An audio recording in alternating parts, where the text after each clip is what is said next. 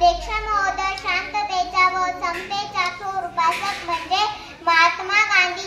आधुनिक जगाला चांगल्या गोष्टी हिंसेऐवजी अहिंसेच्या मार्गाने मिळवण्याचा संदेश देणाऱ्या महात्मा गांधीजींचा जन्म काठेवाड्यात पोरबंदर येथे झाला.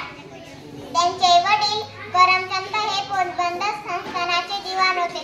त्याचप्रमाणे आई पुताईबेन अत्यंत धर्मशील होती.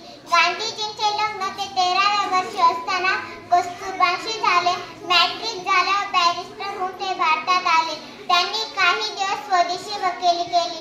नंतर दक्षिण आफ्रिकेतील एका मुसलमान व्यापाऱ्याने त्यांना त्यांचा दावा चालवण्यासाठी 1 वर्षाच्या कराराने तिकडे नेले.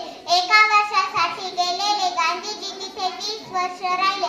दक्षिण आफ्रिकेतील राण्यांवरील भारतीयांवरील अन्याय दूर करण्याचे काम त्यांनी केले. ते पुन्हा भारतात परतले. लोक त्यांना महात्मा म्हणू लागले. 1917 साली बिहारमधील चंपारण येथे ब्रिटिश मालकांना शेतकऱ्यांना नील पिकवण्यासाठी सक्ती केली. गांधीजींनी याविरुद्ध सत्याग्रह करून शेतकऱ्यांना न्याय मिळवून दिला.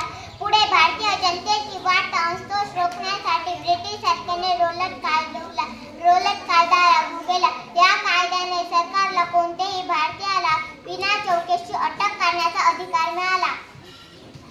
या कायद्याने दिलेल्या शिक्षेविरुद्ध अपील करण्यास मनाई होती. गांधीजी या कायद्याविरुद्ध सत्याग्रह पुकारला.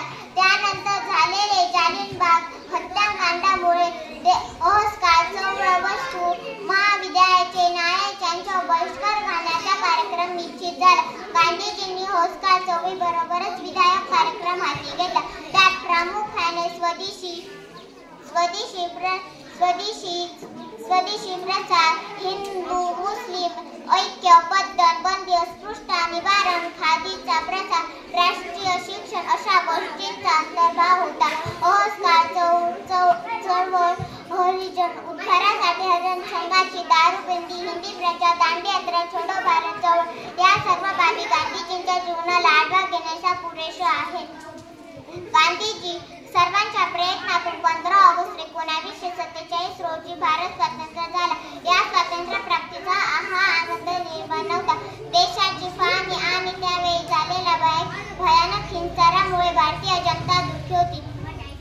स्वातंत्र्य सोहळ्यात सहभागी न घेता बंगालमध्ये शांतता जाती सोलाप टिकवण्यासाठी जीवाचे रान करत होते. भारताला स्वातंत्र्य मिळाल्यानंतर अवघ्या 6 महिन्यात 30 जानेवारी 1948 रोजी नथुराम गोडसे यांनी गांधीजींची निर्घृण हत्या केली. हिंदू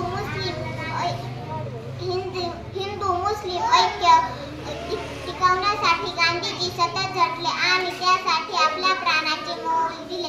तू फुंकले रणाशी सत्याग्रहाच्या गोळावर, तू तोडल्या गुलामाच्या पायदल्या बेड्या, तू हातात अस्त्र न घेता विजय मिळवला. तू अहिंसेचा पुजारी, तू पाठीराखा, तू थोर महात्मा बापू, तू चतुरानंद. एवढे बोलून मी माझे भाषण संपविते. जय हिंद, जय भारत.